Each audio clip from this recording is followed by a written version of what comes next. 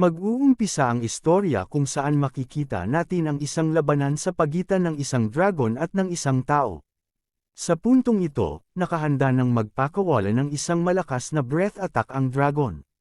Sa kabilang banda, ang lalaki ay naghahanda para sa kanyang atake, ngunit nagulat siya nang bigla siyang hinampas ng dragon gamit ang kanyang kamay na nagpatalsik sa kanya. Kasunod nito, habang sumusuka siya ng dugo, napamura siya dahil hindi siya makapaniwala na naisahan siya ng isang dragon. Siya si Jichan, ang nangungunang mage cultivator ng mundong ito, kaya't hindi siya makapaniwala na sa mga oras na ito ay malapit na siyang mapaslang ng isang mutated beast. Pagkatapos niyang bumagsak sa di kalayuan, nakita niya ang dalawang tao na lumapit sa kanya. Kalaunan, nakilala niya na ito ay sina Gigi at Zway. Habang sinusubukan niyang humingi ng tulong sa dalawa, napansin niyang parang pinagtatawanan pa ng mga ito ang kanyang kalagayan. Kasunod nito, nilapitan siya ng babae at sinabi na hindi niya inaasahan na talagang pupunta siya sa lugar na ito para hanapin ang pendant na nirequest niya sa kanya. Sinabi pa ng babae na siya ay isang mabuting tao na palaging tinutupad ang lahat ng hingin niya sa kanya. Kasunod nito, kinuha niya ang suot na singsing ni Jichan at sinabi na kukunin niya ito bilang kanyang huling regalo para kahit wala na siya, hindi siya makakalimutan. Labis namang naguguluhan si Jichan sa pangyayaring ito kaya tinanong niya kung ano ang ibig sabihin ng babae. Ngunit sa halip na sumagot, biglang naghalikan ang dalawa sa kanyang mismong harapan, na lalo pang nagpagulat sa kanya. Kasunod nito, sinabi pa ng babae sa lalaki na dahil mawawala na si Jichan, wala nang makakapigil sa kanilang pagsasama. Pagkatapos ay sinabi rin niya kay Jichan na kaya lamang sila pumunta doon ay para magpaalam sa kanya bago siya mamatay. Habang nagpapatuloy pa ang dalawa sa kanilang kalandian, nanginginig namang iniisip ni Jichan na tinrato niya ang dalawa bilang kanyang tanging pamilya, ngunit sa huli, ang dalawa pa lang ito ang nagtaksil sa kanya. Kasunod nito, tuluyan na siyang nalagutan ng hininga. Ngunit kasabay nito, biglang umilo ang pendant na kinuha niya mula sa dragon. Pagkatapos mangyari iyon, maririnig ang tunog ng isang alarm clock na gumigising sa isang lalaki mula sa kanyang pagkakatulog. Pagkagising ng lalaking ito, napapatanong siya kung nasaan na siya ngayon. Napansin din niya na ang lugar na ito ay kahawig ng dormitoryo noong panahong pumapasok pa siya sa university. Ang lalaki pa lang ito ay walang iba kundi si Jichan. Napapatanong siya kung ano ang ginagawa niya doon, dahil sa kanyang pagkakaalam ay namatay siya sa isang hampas lamang ng dragon. Kaya't nagtataka siya kung bakit buhay pa siya ngayon. Kasunod nito, sinimulan niyang hanapin kung nasaan na ang kanyang storage ring at iba pa niyang mga gamit. Matapos mapansin na wala na ang mga ito, napapatanong siya kung saan na iyon napunta. Nang sinuri niya ang kanyang paligid, napansin niya na ang petsa ay August 7, 2040. Matapos mabasa ito, napagtanto niyang nabuhay siyang muli, at ang mas nakakagulat pa, ngayon ay 10 taon bago nagsimula ang laro. Dahil dito, napapaiyak siya sa sobrang tuwa dahil hindi niya inaasahan na magiging ganito siya kasword. Makalipas ang ilang sandali, makikitang same time na nag-iisip si Jichan dahil iniisip niya kung paano siyang nabuhay muli. Kalaunan, naalala niya ang usap-usapan na ang Supreme Divine Artifact na Pisces Pendant, na nagmula sa strongest mutated beast na Torch Dragon, ay kayang muling buhayin ang isang player. Kaya dahil dito, hindi siya makapaniwala na totoo pala ang lahat ng iyon. Habang pinipisil niya ng mahigpit ang kanyang kamay, naisip niya na mabuti na lamang at hindi niya kaagad inilagay sa kanyang storage ring ang Pisces Pendant. Dahil kung nagkataon, hindi na siya nabuhay muli at nakuha lamang ng dalawang traidor ang kanyang pinaghirapan. Kasunod nito, lumabas na siya sa kanyang silid. Habang ginagawa niya ito, naisip niya si Gigi, ang babaeng minahal niya ng 10 taon. Ang pinakamasakit pa ay ang pagtataksil na ito ay kasama ang itinuturing niyang kapatid na si Zway. Pagpasok niya sa CR, naisip niya na hindi lang siya pinag-traidore ng dalawa, ninakaw pa ng mga ito ang lahat ng kanyang mga naipong kayamanan, elixir, at iba pa. Taglay ang buong determinasyon, naisip niya na dahil hindi siya inabandona ng kalangitan, gagawin niya ang lahat ng makakaya para pagbayarin ang dalawang traidor na ito at iparamdam sa kanila ang sakit ng pagtataksil. Sa sandaling ito, narinig niyang tumutunog ang kanyang cellphone at nakita niyang galing ito sa pangalan na Crazy Girl. Agad niya itong sinagot at sinabi, "Long time no see." Pilosopo namang sinabi ng babae na, "Kahapon lang ay kumain pa tayo ng mini hot pot, kaya ano itong sinasabi mo?" Pagkatapos nito, sinabi niya na may sasabihin siya kay Jichen at hiniling na huwag itong mabibigla sa kanyang sasabihin. Nang marinig ito, naalala ni Jichen kung ano ang sasabihin ng kanyang kaibigan. 10 taon na ang nakakalipas, sa parehong araw na ito, naalala niyang sinabi ng kaibigan niya na nakita niyang nakikipaghalikan si Gigi sa ibang lalaki. Ngunit sa halip na paniwalaan ito, nakipagtalo pa siya sa kanyang kaibigan at itinigil ang pakikipag-usap dito. Kaya ngayon na naririnig niyang muli ang boses nito, napahingi na lamang siya ng tawad. Nagulat ang kanyang kaibigan sa sinabi niya at tinanong kung bakit siya humihingi ng sorry. Sinabi naman ni Jichen na huwag itong intindihin dahil nagiging emosyonal lamang siguro siya. Sinabi ng babae na wala siyang oras para makipagbiruan dahil may mahalaga siyang sasabihin. Pinayuhan niya si Jichen na ihanda ang kanyang mentalidad. Kasunod nito, sinabi na niya na nakita niya si Gigi na nakikipaghalikan sa isang lalaki sa kalsada, at nakita pa nga niya itong sumakay sa sports car ng lalaking iyon. Iba naman sa inaasahan ng kanyang kaibigan, kalmadong sinabi ni Jichen na naiintindihan niya ito. Nagulat ang kaibigan niya at tinanong kung iyon lang ba ang magiging reaksyon niya sa narinig. Sinabi niya na seryoso siya at hindi nagbibiro. Sinabi naman ni Jichen na naniniwala siya sa kanya, ngunit may mas mahalaga pa siyang kailangang sabihin. Nang marinig ito ng kanyang kaibigan, tinanong niya kung okay lang ba siya dahil medyo natatakot siya sa kung gaano ito kakalmado. Hindi pinansin ni Jichen ang sinabi nito at sa halip ay tinanong ang kanyang kaibigan kung narinig na ba niya ang laro na 8 Wastelands. Agad itong kinumpirma ng kanyang kaibigan at sinabi na syempre, dahil sa napakaraming advertisement nito sa paligid. Sinabi ni Jichen na balak niyang maging isang profesional na esports player sa larong iyon. Matapos niyang sabihin ito, naisip niya na sa mga panahon ngayon, wala pang nakakaalam na ang 8 Wastelands ay hindi isang ordinaryong virtual reality game. Sa loob lamang ng ilang taon, magiging viral ito sa buong mundo. At paglipas ng 5 taon, ang larong ito ay magiging realidad. Lahat ng abilities, treasures, at maging ang mga NPCs at boss monsters ay mapupunta sa kanilang realidad. Kaya naisip niya na kung mas maaga siyang makakapaglaro nito, mas malaki ang kanyang magiging advantage. Tinanong naman ng kanyang kaibigan kung seryoso ba siya sa kanyang pinaplano dahil ang larong ito ay dinevelop mismo ng isang AI na may pangalang Noah.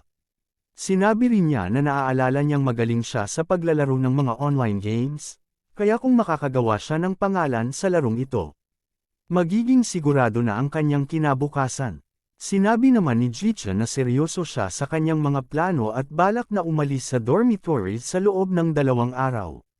Magrerenta na lang siya ng isang kwarto para mailaan ang kanyang sarili sa paglalaro ng larong ito. Matapos marinig ito, binati siya ng kanyang kaibigan at sinabi na ibababa na niya ang tawag dahil nag-aalala lang pala siya para sa wala. Ngunit bago pa ito magawa ng kanyang kaibigan, pinigilan siya ni Jichen dahil may iba pa siyang gustong sabihin. Nang tanungin ng kanyang kaibigan kung ano iyon, nahihiyang sinabi ni Jichen na ang larong ito ay nangangailangan ng mga equipment, ngunit ang kanyang bilang records ay sumobra na sa kanyang withdrawal limit kaya gusto niyang mangutang sa kanya. Nagalit ang kanyang kaibigan at sinigawan siya, sabay sabi na maging siya ay wala na ring pera. Sinabi pa niyang ubos na ang kanyang pera dahil sa pagbibigay ng mamahaling regalo kay Gigi noong kaarawan nito. Pagkatapos nito, nagpaalam na ang kaibigan niya at ibinaba ang tawag. Sa kabilang linya naman, napabuntong hininga si Jichen at naisip na sana'y nabuhay siyang muli ng mas maaga, kahit ilang araw lang. Habang iniisip niya kung saan siya kukuha ng perang pambili ng equipment, biglang tumunog ang kanyang cellphone. Nakita niya na nakatanggap siya ng 10,000 yuan, kasama ang isang voice message. Nang pinakinggan niya ito, bumungad sa kanya ang galit na boses ng kanyang kaibigan. Sinabi nito na ang perang iyon ay para sa kanyang gym membership fee para sa ilang taon, at pinaalalahanan siya na bayaran kaagad ito. Kung hindi siya makakapag-gym, gagamitin siya bilang sandbag sa kanyang training. Nagpadala rin ng voice message si Jichen at nakangiting sinabi na hindi siya kailangang mag-alala dahil ibabalik niya kaagad ang perang hiniram niya. Makalipas ang ilang oras, inaabangan ni Jichen ang pagbubukas ng laro. Sa sandaling 1 segundo na lamang ang natitira, sinabi niya na handa na siya. Kasunod nito, ginamit niya ang singsing at itinutok ito sa kanyang mata. Pagkatapos, nakita niya ang loading screen ng 8 Wastelands Global Open Beta. Pagkabukas ng laro, natagpuan niya ang kanyang sarili na parang bumalik sa 10 taon na ang nakalipas, kung saan nagsimula ang lahat ng kanyang pangarap. Kasunod nito, nadala siya sa harap ng isang malaking templo at nakita rin niya ang ibang mga players na pinupuri ang isang diyosa na lumulutang sa ere. Habang tuwang-tuwa ang mga manlalaro sa kagandahan ng NPC na ito, nanatili namang seryoso si Jichen, iniisip na ang AI na NPC na ito ang unang nakikita pagkapasok sa laro. Bagamat mukhang simple lamang ito, nagtataglay ito ng maraming nakatagong mekanismo kaya't kailangan niyang maging maingat sa pagtrato dito. Samantala, ang ibang manlalaro ay patuloy sa kanilang pagpuri at pagnanasa sa diyosa na lumilipad sa kanilang harapan, iniisip na isa lamang itong ordinaryong NPC. Matapos marinig ang kanilang mga pinagsasabi, sinabi na lamang ni Jichen na, "Idiots, ang mga ito dahil ang kanilang hindi magandang pag-iisip tungkol kay Lady Noah ay maaaring magdulot ng kanilang kapahamakan." Gaya ng kanyang iniisip, nagalit nga ang diyosa at sinimulang palutangin ang lahat ng mga lalaking nambabastos sa kanya at ibinato sila sa isang portal. Dahil dito, napatanong ang ibang mga manlalaro kung paano nagagalit ng ganito ang isang NPC. Naisip naman ni Jichen na mababa pa ang parusang iyon dahil ikukulong lamang sila ng diyosa ng ilang araw. Kung magagalit pa ito ng husto, baka permanenteng ibaba ng diyosa ang kanilang mga attributes. Habang ang ilang mga manlalaro ay nagsimulang matakot sa diyosa, lumapit naman si Jichen sa kanya. Iniisip na kung gusto niyang makakuha ng pabor sa kanya, kailangan niyang magpakita ng sapat na sinseridad. Nang makita ng diyosa kung gaano siya kagalang, sinabi nito na siya ay disente. Kaya tinanong niya si Jichen kung gusto ba talaga niyang pumasok sa landas ng cultivation at maging isang immortal.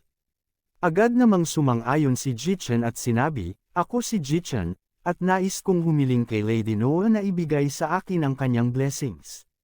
Dahil sa kanyang mga aksyon, natuwa ang diyosa at sinabi, "Ibibigay ko sa iyo ang isang magandang kapalaran." Pagkasabi nito, tinuro niya ang kanyang daliri kay Jichen, at agad niyang naramdaman na nagigising na ang kanyang innate talent. Naalala pa niya na noong nakaraan niyang buhay, ang kanyang talent ay business protege, isang klase ng hindi gaanong magandang talent. Bagamat nagbibigay ito ng 10% discount kapag bumibili ng mga item sa lahat ng mga tindahan sa mga syudad, kalaunan ay nawalan din ito ng silbi sa hinaharap. Ngunit naisip din niya na kahit maging iyon ulit ang kanyang talent, tatanggapin pa rin niya ito dahil para sa kanya, ang mga talent ay hindi ang magdidikta ng kanyang kapalaran. Dahil sa taglay niyang pangunawa sa mga game mechanics ng 8 Wastelands, kahit magsimula pa siya bilang isang basura, makakaya pa rin niyang mapalakas ang kanyang karakter. Ngunit sa kanyang pagkagulat, matapos niyang tingnan ang kanyang innate talent, napansin niya na nagbago ito at napalitan ng talent na tinatawag na Outer Fate. Nang tingnan niya ang paliwanag dito, nakita niya na mayroon itong 3 bahagi. Born against Heaven's will ang lahat ng kanyang mga innate attributes ay mamamax, ngunit kasabay nito, sa tuwing siya ay mamamatay, ang kanyang mga innate attributes ay mababawasan ng 10%. Against Heaven's laws tuwing magkakaroon siya ng breakthrough patungo sa susunod na level, ang lahat ng kanyang attributes ay madodoble, ngunit magdudulot ito ng isang catastrophe. Kung mabibigo siyang malampasan ng heavenly tribulation, ang kanyang kaluluwa ay maglalaho. Lock against Heaven's will kapag matagumpay siyang nakapag-breakthrough patungo sa susunod na level, isang random na talent ang ibibigay bilang karagdagang reward. Kasabay nito, sa bawat breakthrough, kailangan niyang matupad ang isang heavenly grade condition. Matapos mabasa ang lahat ng ito, napagtanto ni Jichen na ang talent na ito ay hindi kapani-paniwala. Bagamat marami itong benepisyo, puno rin ito ng panganib. Ngunit sa kanyang palagay, kung mas malaki ang panganib, mas maganda rin ang mga rewards na maaaring makuha. Habang nasa gitna ng kanyang pag-iisip, sinabi sa kanya ng Diyosa na naibigay na niya ang talent na kanyang ninanais, kaya ngayon ay kailangan na niyang pumili ng kanyang avatar. Habang namimili si Jichen ng kanyang magiging avatar, naisip niya na bagamat mga basic models lamang ang lahat ng ito at maaaring magkakamukha, sa katotohanan ay mayroong malaking diferensya ang mga ito pagdating sa attributes. Nang makita niya ang isang model na may pinakamataas na charisma value sa lahat ng basic models, naalala niya na noong nakaraan niyang buhay ay hindi pa niya alam ito, kaya pumili siya ng isang model na may simple hairstyle. Dahil noon, napapagod na siya sa pagiging masyadong gwapo buong buhay niya. Ngunit huli na nang maunawaan niya na kapag mas maganda ang kanyang itsura, mas madaling makakuha ng pabor sa mga NPC. Dahil dito, nahirapan siya ng husto dahil sa kanyang avatar. Napansin din niya noon na ang mga players na may mataas na charisma ay madaling nakakuha ng mga quest mula sa mga NPC, at may pagkakataon pang ang nakakatagpo sila ng mga NPC na pumapayag na makipag-cultivate sa kanila. Kaya sa pagkakataong ito, pinili niya ang model na may pinakagwapong itsura para mabura ang kahihiyan niya noong nakaraang buhay. Matapos makapili ng avatar, tinanong siya ng Diyosa kung saang lokasyon niya gustong mapunta. Habang pinagmamasdan niya ang mapa, naisip niya na ang 4 na lupaing ito ay nagre-representa ng 4 na main professions ng 8 wastelands, Yuning para sa magic cultivation, Yuhua para sa medical cultivation, Musian para sa weapon cultivation, at Huafeng para sa body cultivation. Matapos suriin ang kanyang status window, nakita niya na sa pagkakataong ito, ang kanyang mga innate attributes ay naka-max out na sa simula pa lamang. Kung magpapatuloy siya sa pagkukultivate, kalaunan ay magiging number 1 magical cultivator siya. Ngunit naisip din niya na ang magic cultivation ay maganda lamang para sa mga team battles at hindi maganda para sa mga solo battles, dahil ito rin mismo ang naranasan niya noong nakaraan niyang buhay. Kaya naisip niya na sa pagkakataong ito, pipiliin niya ang Musian na angkop para sa weapon cultivation. Dahil sa buhay na ito, nais niyang maging number 1 sa lahat ng aspeto, at kailangan niyang maging handa na labanan ang mga atake sa lahat ng kanyang paligid. Bilang sword cultivator na may pinakamataas na single target damage, makakaya niyang gawin iyon. Kaya ang layunin niya ngayon ay maging pinakamalakas na sword cultivator.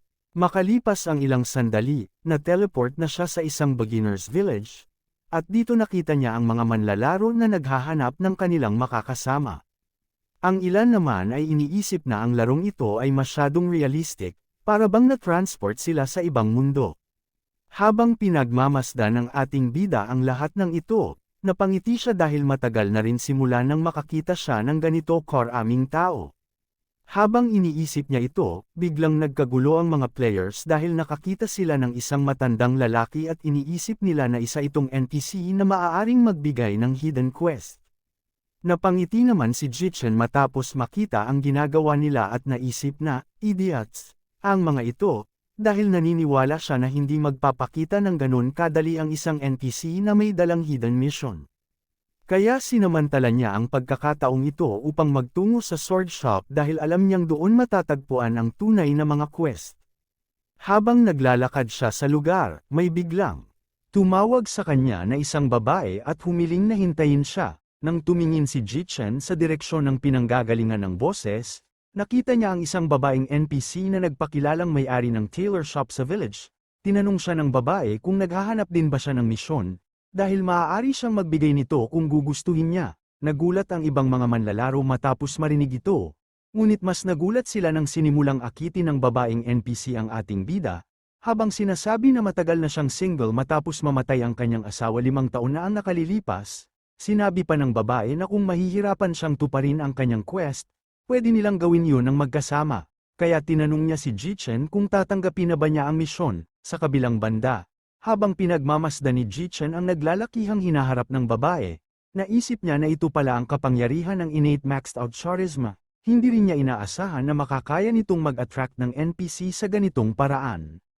Sa sandaling ito, napagtanto niya na ganito pala ang pagtrato ng mga NPC sa mga player na may max charisma value. Naisip din niya na kung tatanggapin niya ang misyon na ito, tataas pa ang kanyang favorability sa widow na ito at maaaring magkaroon sila ng tiyansa sa isang dual cultivation paglipas ng mga araw. Habang iniisip pa niya ang mga bagay na ito, natuwa na siya dahil sa nakaraang buhay, hindi siya nakaranas ng ganito. Ngunit kalaunan, pinigilan niya ang kanyang sarili sa pag-iisip ng ganitong mga bagay at sinabi sa kanyang sarili na ang layunin niya ay maging nangungunang sword cultivator, kaya hindi siya pwedeng matukso sa ganitong mga pagnanasa.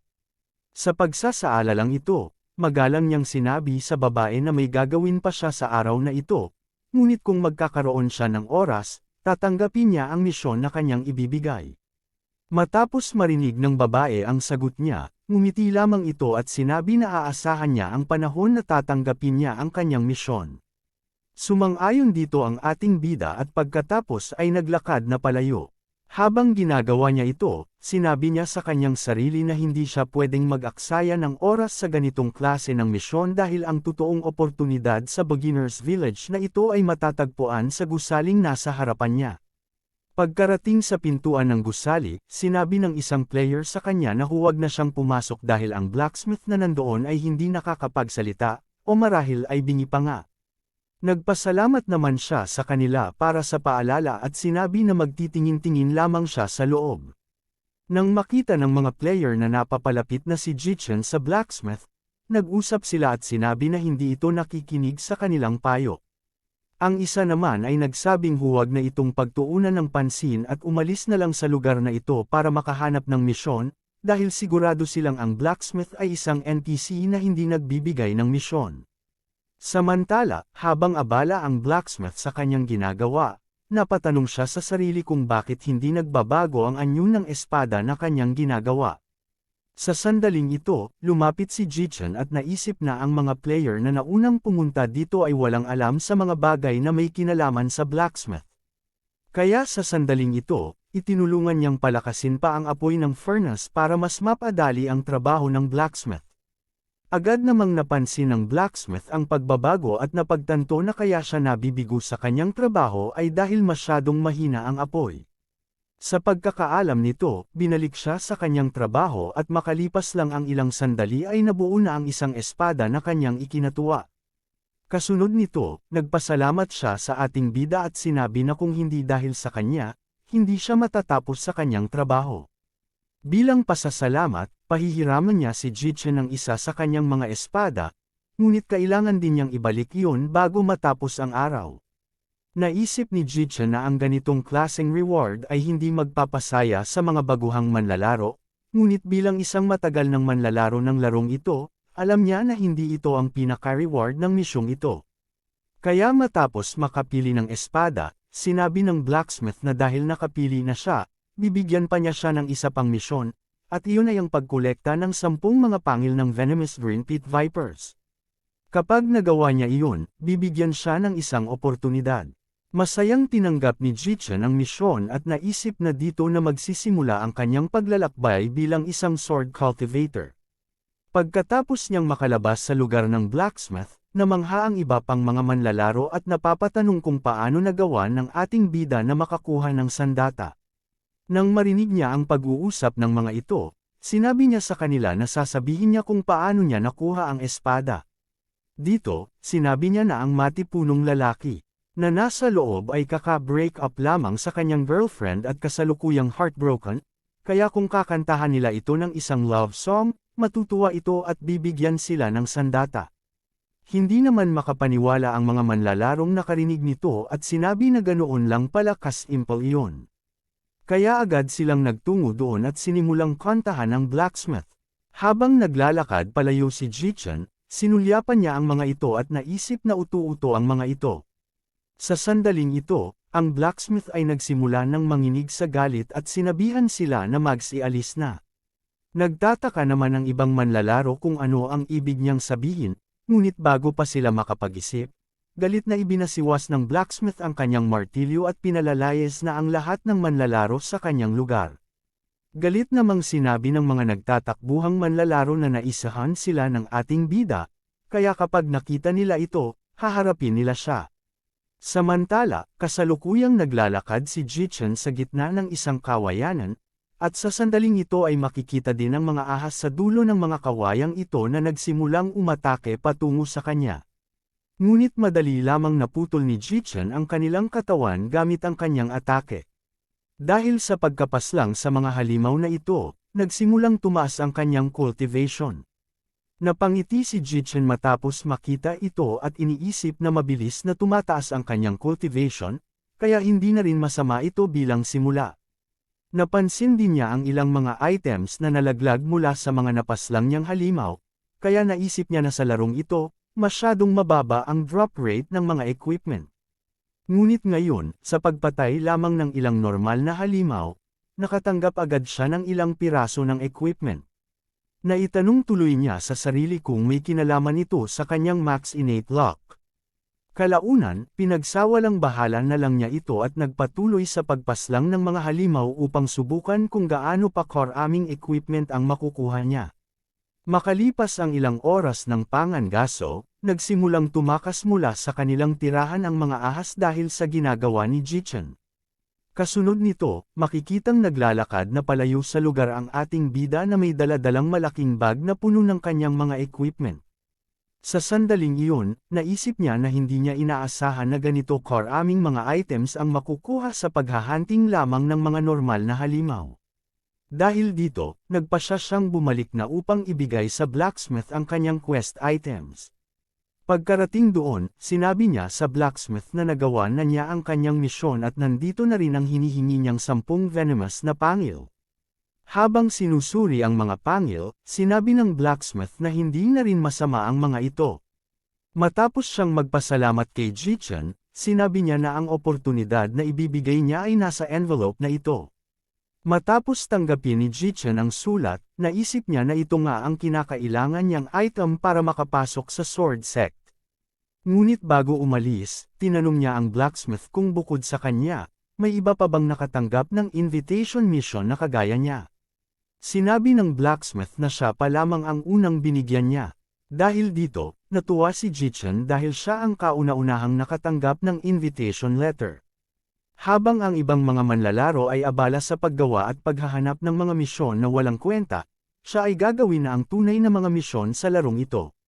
Wala siyang balak na mag-aksaya ng oras sa paggawa ng mga ordinaryong misyon, kailangan niyang makasali kaagad sa sword sect para mas mabilis lumakas. Kasunod nito, makikita ang ating bida na nasa gitna ng isang pamilihan at tinatawag ang atensyon ng mga tao sa paligid dahil ibinebenta na niya ang isa sa kanyang mga nakuhang equipment, ang Green Viper Bow. Sinabi din niya na ibebenta niya ito sa may pinakamataas na bid sa. Gagawin niyang bidding dahil kailangan niya ang pera para sa pagpapakasal. Matapos niyang sabihin ito, nagsimulang magbigay ng kanya-kanyang tawad ang mga manlalaro, simula sa 500 pataas, hanggang may sumigaw ng 50,000. Dahil dito, natigilan ang iba pang mga manlalaro at tiningnan ang pinagmulan ng boses. Dito nga nila nakita na ito ay grupo ng mga babae, kaya napatanong sila kung anong guild ang kinabibilangan ng mga ito. Hindi naman pinansin ng babaeng ito ang kanilang mga tingin at sa halip, sinabi niya kay Jichen na ang kabayaran ay ibibigay niya kaagad gamit ang bank transfer. Napangiti naman si Jichen sa halagang inoffer nito at naisip na hindi na rin masama ang presyong ibinigay. Bago pa sila matapos sa kanilang transaksyon, may isang lalaki ang sumigaw at nag-offer ng 60,000. Kasunod nito ay nagpakilala siya bilang si Jinghao, ang presidente ng Wanshi Guild. Matapos niyang sabihin ito, inisip ni Jinghao na si Jichen ay hindi simpleng tao dahil nagawa nitong makakuha agad ng ganitong klaseng sandata kahit nakakasimula pa lamang ng laro. Naisip din niya na kung magpapakita siya ng pagiging galante kay Jichen, maisasama niya ito sa kanyang guild. Sa kabilang banda, matapos marinig ng mga manlalaro ang pangalan ng Wanshi Guild, naisip nila na ito ay isang kilalang guild, kaya hindi nila inaasahan na ang presidente mismo ang pupunta doon. Agad namang nagpakilala si Jichen kay Jinghao, ngunit sa loob-loob niya, naisip niya na sa kanyang nakaraang buhay, matapos siyang makarating sa top 10 ng leaderboards, sinubukan siyang i-recruit ng mga ito. Ngunit nang ni-reject niya ang kanilang offer, nagalit sila sa kanya at kalaunan ay naging kanyang mga kaaway. Habang iniisip ito, sinabi ni Jinghao na dahil gagamitin niya ang pera na makukuha niya mula sa equipment na pampakasal, siya na lamang ang magbibigay ng pera na kailangan ni Jichen bilang tanda ng kanyang kagustuhan na maging kaibigan. Magalang namang tinanggihan ni Jichen ang kanyang alok at sinabi na isang gentleman na katulad niya ay hindi tatanggap ng pera ng iba para sa kanyang kasal. Kaya muli siyang humingi ng paumanhin sa kanyang pagtanggi, at ang tatanggapin lamang niya ay ang bayad sa equipment na kanyang ibinibenta. Lumapit naman kay Jichen si Jinghao at masayang sinabi na naiintindihan niya ang kanyang ibig sabihin. Sinabi din niya na si Jichen ay may kakayahan dahil kahit kasisimula pa lang ng laro ay nakakuha na siya ng sandata, kaya nais niyang imbitahan si Jichen na sumali sa kanilang guild. Ngunit habang nasa gitna pa ng kanilang pag-uusap, sumigaw muli ang babae kanina at nag-offer ng 70,000. Kinontra naman ito ni Jinghao at nag-offer ng 100,000, hanggang sa patuloy silang naglaban hanggang umabot ang presyo sa 300,000. Habang pinapanood ni Jichen ang nangyayaring ito, napangiti siya at naisip kung anong guild ang kinabibilangan ng magandang babae na ito dahil hindi siya natatakot kay Jinghao. Naisip pa nga niya na maaari niyang gamitin ang babaeng ito para ma-scam si Jinghao. Kalaunan, umabot sa 500,000 ang offer ng babae, kaya dahil dito, napipiko na si Jinghao at sinabi na siya ang pinuno ng Wanshi Guild, kaya binabalaan niya ang babae na huwag siyang galitin. Habang nangyayari ito, iniisip ng mga nanonood na hindi sila makapaniwala na ang dalawang ito ay talagang nag-offer ng 500,000 para sa isang beginner equipment. Sinabi ni Jichen na hindi niya talaga maintindihan ang mundo ng mga mayayaman. Tila walang pakialam ang babae sa mga banta ni Jinghao at sinabi pa nga niya na ano ang kinalaman ng paggalit sa kanya dahil malinaw naman na ang patakaran ay kung sino ang may pinakamataas na bid, siya ang makakakuha ng item. Galit naman na sinabi ni Jinghao na hindi na niya bibilhin ang item, ngunit sa isip niya, hindi siya makapaniwala na. Nakatagpo siya ng isang troll sa lugar na ito, at wala din siyang balak na gumastos ng 500,000 sa isang beginner equipment. Bago pa tuluyang makaalis si Jinghao, tinawag siya ni Jichen at sinabi na matagal na niyang narinig ang pangalan ng kanilang grupo, kaya kung bibilhin ni Jinghao ang kanyang item ng 500,000, ibebenta niya ito sa kanya. Natuwa naman si Jinghao sa sinabi ni Jichen, kaya agad niyang kinuha ang kanyang account number at nag-transfer dito ng 500,000. Sinabi din niya kay Jichen na kung sakaling mga ilangan siya ng tulong sa hinaharap, gagawin nila ang kanilang makakaya para tulungan siya. Habang nakangiti naman si Jichen, iniisip niya na ngayon ay magpapakita muna siya ng magandang impresyon kay Jinghao para sa hinaharap ay mauuto pa niya ito. Pagkatapos nito, itinuon ni Jinghao ang kanyang pansin sa babae at sinabi na sa ngayon ay hindi siya magtatanim ng sama ng loob dahil maganda siya, ngunit sinabi din niya na sana ay natuto na siya sa pangyayaring ito, at umaasa pa nga siya na sasali siya sa kanilang guild. Sa kabilang banda, matapos makalayo ang kanilang grupo, iniisip ni Jichen na para lamang hindi mapahiya si Jinghao, binili nito ng 500,000 ang isang beginner equipment, ngunit hindi niya alam na na-scam siya. Naisip tuloy ni Jichen na ang mga mayayamang katulad ni Jinghao, bagamat maraming pera, ay madali namang mauto. Naisip pa nga niya na sa huli, mapagtatanto ni Jinghao na ang kanyang binili ay magagamit lamang niya sa ilang misyon, at pagkatapos ay mawawalan na rin ito ng silbi. Habang nasa gitna ng pag-iisip si Jichen, tiningnan siya ng masama ng babae at tinanong kung bakit hindi niya tinutupad ang kanyang sinabi. Sinabi pa nga ng babae na bagamat mukha siyang tao, para siyang aso kung umasal.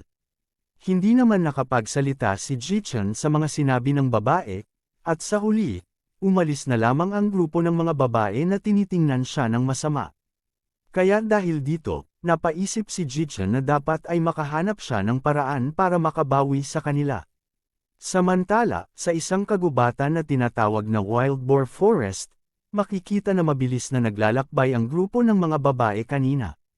Sa puntong ito, nag-utos ang kanilang pinuno na maghiwa-hiwalay sila at kailangan nilang makapatay ng 2 maliit na wild boars bilang kanilang misyon.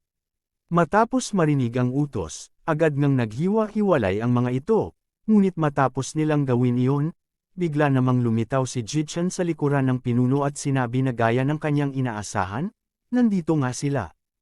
Nagulat naman ang pinuno matapos makita ang presensya ni Jichen doon, at tinanong siya kung bakit niya sila sinusundan. Nakangiti namang tinanong ni Jichen kung pwede ba silang mag-usap ng pribado at tatagal lamang iyon ng mga 2 minuto.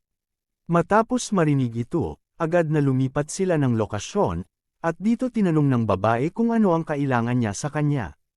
Ngunit dahil sa mga ginawa ni Jichen kanina, wala siyang tiwala sa kanya, kaya habang nag-uusap sila, hawak pa rin niya ang kanyang espada at nakahandang bunutin ito. Hindi naman pinansin ni Jichen ang kilos ng babae at sa halip, sinabi niya na mayroon siyang isang top secret information na ibibigay sa kanya, at bilang kapalit, nagkakahalaga ito ng 500,000. Pagkatapos nito, lumapit pa si Jichen sa babae at sinabi na ang impormasyong ito ay makakatulong ng malaki sa kanilang guild para mas makalamang pa sa mas maraming manlalaro. Tinanong ng babae kung bakit hindi na lang niya ibinenta ang impormasyong iyon kay Jinghao, lalo na't kanina lang ay nagmamakaawa siya na suportahan siya ng mga ito. Sinabi naman ni Jichen na talagang naniniwala ba siya na kayang suportahan siya ni Jinghao, dahil sinabi niya lang iyon kanina para maskam ito. Idinagdag pa niya na siya ay isang walang pera at walang kapangyarihan na manlalaro, kaya wala siyang choice kundi gawin ang mga bagay na iyon para makasurvive. Ngunit wala pa ring tiwala ang babae sa kanya, at naisip pa nga niya na masyadong mabilis ang pagbabago ng reaksyon ni Jichen patungo kay Jinghao, kaya naisip niya na baka niloloko lang siya nito. Pero bago pa siya makapag-isip ng kung ano paman, tinanong siya ni Jichen kung bibilhin ba niya ang impormasyong hawak niya. Binigay niya ang kanyang account number at sinabi na kung ibibigay na ang bayad, ibibigay na rin niya agad ang impormasyon. Pinaalala pa niya na hindi siya scammer. Kalaunan, nagtagumpay si Jichen dahil, bagamat nag-aalinlangan, naisip rin ng babae na kung totoo ang sinasabi ni Jichen, masasayang ang oportunidad. Kaya agad siyang nag-transfer ng pera kay Jichen. Natuwa si Jichen matapos ang matagumpay na transaksyon at naisip pa nga na sa loob lang ng isang araw, kumita na siya ng mahigit 1,000,000. Bagamat naisip niya na mawawalan din ng halaga ang mga perang ito sa hinaharap, malaking tulong pa rin ito ngayon para sa kanyang pang-araw-araw na buhay. Matapos makumpirma na natanggap na niya ang kabayaran, sinabi niya sa babae na tigilan na nila ang pagpaslang sa mga wild boars at tanggapin ang misyon mula sa blacksmith. Galit na sinigawan ng babae si Jichen at sinabi na hindi nga nagbibigay ng misyon ang blacksmith, kaya sino ang niloloko niya. Pagkasabi niya nito, sinimulan niyang ihanda ang kanyang espada, dahil iniisip niyang baka pinadala ito ni Jinghao para lokohin sila. Ipinaliwanag naman ni Jichen na kaya hindi sila nakakatanggap ng misyon mula sa blacksmith ay dahil mali ang kanilang paraan.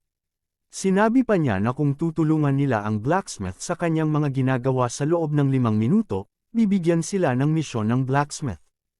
Idinagdag din niya na kung hindi siya naniniwala, utusan niya ang isa sa kanyang mga tauhan na gawin iyon. Pinaalala din niya na gawin iyon ng palihim para hindi malaman ng ibang manlalaro ang tungkol sa impormasyong ito. Sinabi din niya na ang matatanggap nilang misyon ay hindi ang kanilang pangunahing layunin kundi ang mga rewards na matatanggap nila mula rito. Kasunod nito, ipinakita ni Jichen sa kanila ang invitation letter para sa sword sect na natanggap niya bilang reward. Nagulat ang babae matapos makita ang imbitasyon, kaya sinabi ni Jichen na tama nga siya sa kanyang iniisip at ang imbitasyong ito ang magtuturo sa kanila ng kinaroroonan ng sword sect, kaya makakasali sila dito. Matapos ibigay ang lahat ng impormasyon, nagpaalam na si Jichen, ngunit bago siya makaalis, tinanong siya ng babae kung bakit niya ibinenta sa kanila ang ganito kaimportanteng impormasyon. Ngumiti si Jichen at sinabing marahil iyon ay dahil sa kanyang itsura. Natulala naman ang babae sa kanyang sinabi, ngunit agad siyang napatingin sa kanyang likuran matapos marinig ang ilan sa kanyang mga kasamahan na humihingi ng tulong dahil isang malaking halimaw ang humahabol sa kanila. Habang patuloy na tumatakbo ang kanyang mga kasamahan, sinabi nila na minalas sila dahil nakatagpo nila ang boss ng lugar na ito.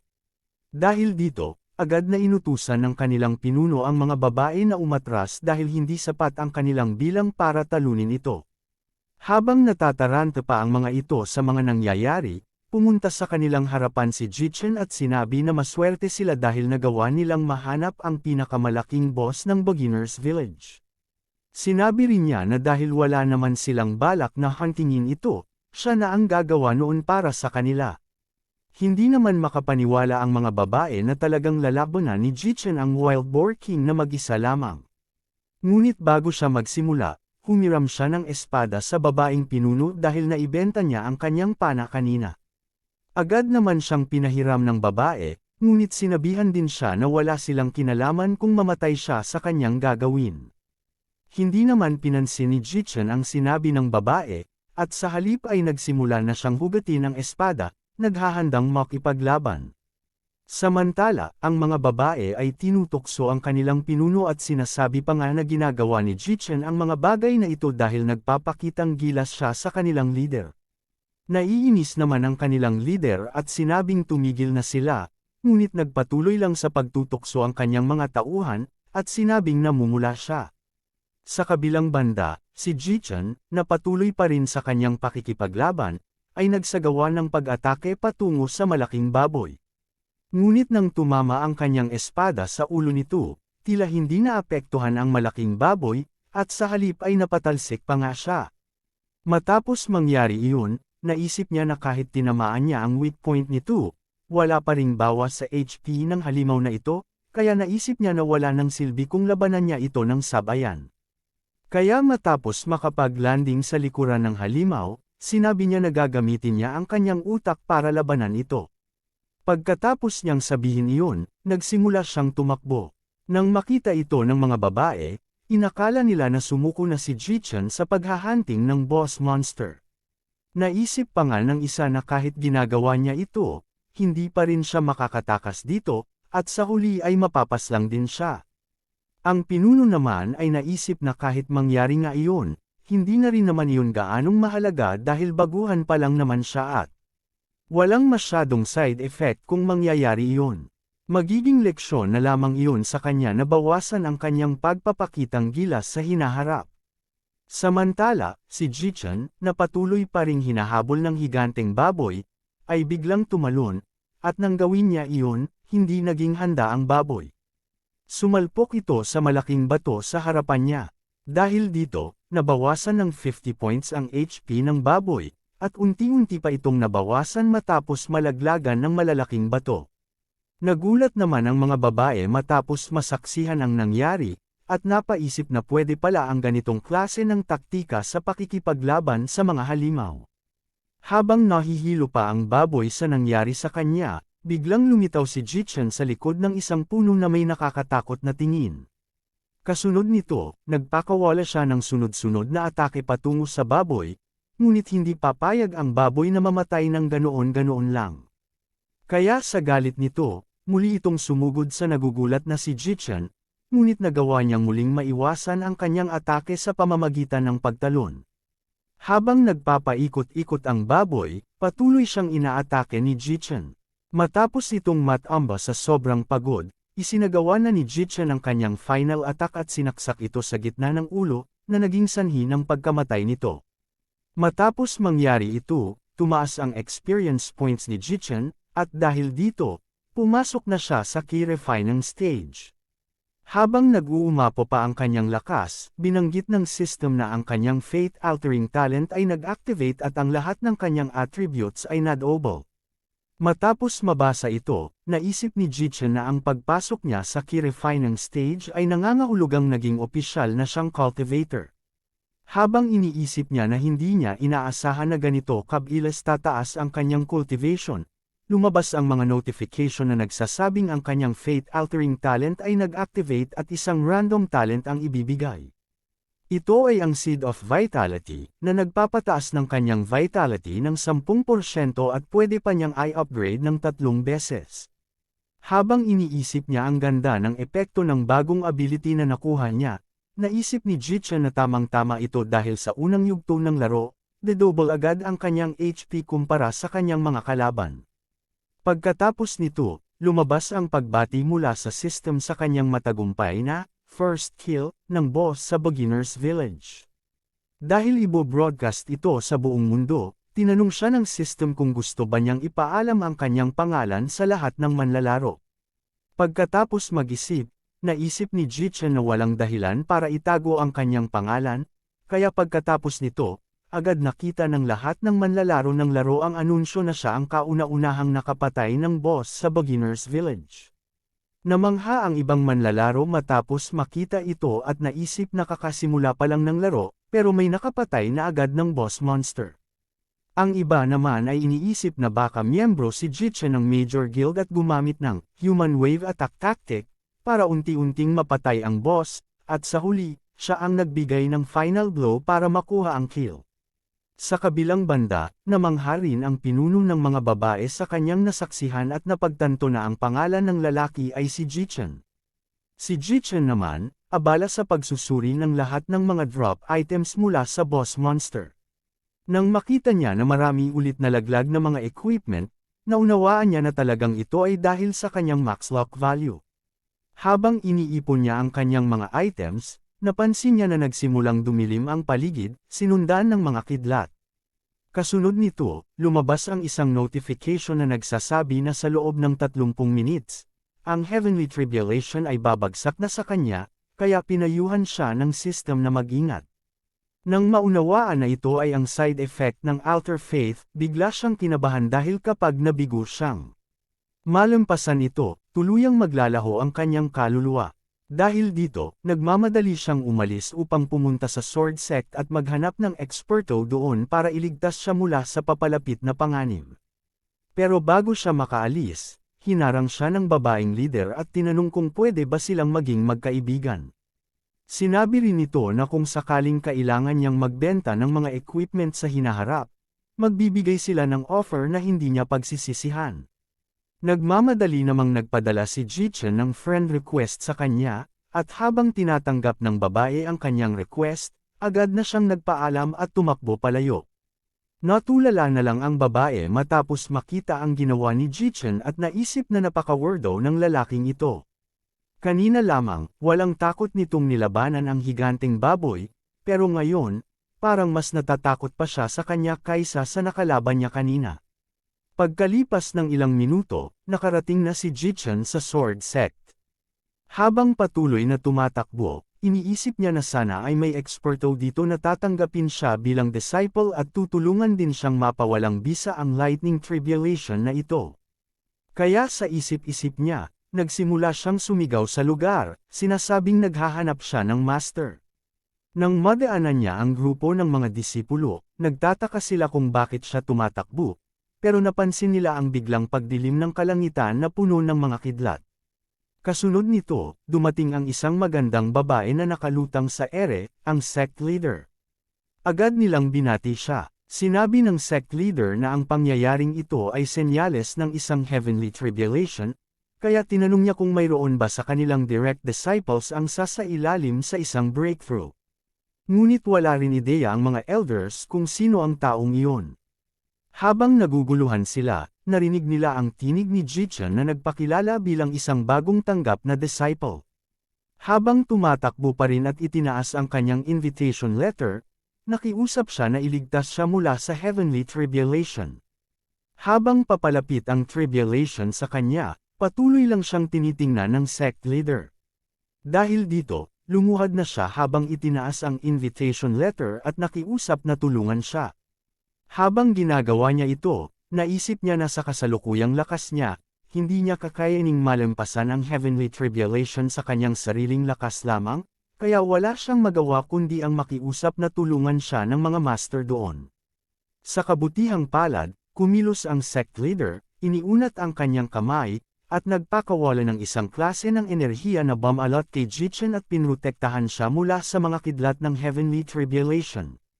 Nakahinga ng maluwag si Ji-Chen matapos itong mangyari, dahil nalampasan niya ang mapanganib na sitwasyon. Samantala, ang mga elders, matapos makita ito, ay naisip na kahit nasa chi-refining stage pa lamang si Ji-Chen, nagawa na niyang maka-attract ng heavenly tribulation. Isa itong pambihirang pangyayari na hindi pa nila nakita dati. Isa pang elder ang nag-isip na kung magiging matagumpay si Jichen sa hinaharap, ang magiging master niya ay makakakuha ng maraming papuri. Kaya't nagsimulang tumakbo ang mga elders patungo kay Jichen upang tanggapin siya bilang kanilang disciple.